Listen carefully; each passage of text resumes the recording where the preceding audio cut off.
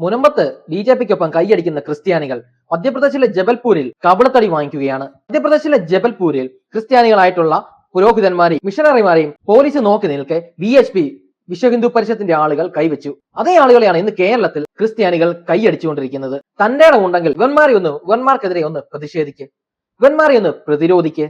അതിനാകത്തില്ലല്ലോ. ചില ഗൂഢ ഉദ്ദേശങ്ങളോടുകൂടി BJPയെ സമീപിച്ചിരിക്കുന്ന ക്രിസ്ത്യൻ വർഗീയവാദികൾ, കാസ അടക്കമുള്ള വർഗീയവാദികൾ ഇതൊന്നും കണ്ടില്ല കേട്ടില്ല എന്ന് നടിച്ചിരിക്കുകയാണ്. ഒരു വശത്ത് ക്രിസ്ത്യാനികളെ ആക്രമിക്കുന്നു, മറുവശത്ത് ക്രിസ്ത്യാനികളെ ചേർത്ത് പിടിക്കുന്നു.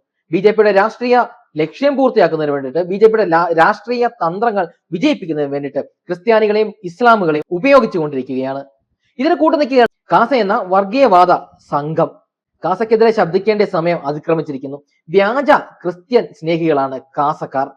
നിങ്ങൾക്ക് യഥാർത്ഥ ക്രിസ്ത്യൻ സ്നേഹം ഉണ്ടായിരുന്നുവെങ്കിൽ VSP എന്ന വിശ്വ ഹിന്ദു പരിഷത്ത് ഇന്ന് മധ്യപ്രദേശിലെ ജബൽപൂരിൽ ക്രിസ്ത്യൻ പുരോഹിതന്മാരെ ആ നിഷ്ഠൂരം ആക്രമിച്ചപ്പോൾ നിങ്ങൾക്ക് എന്താണ് ചോദ്യം ചെയ്യാൻ കഴിയാഞ്ഞത്?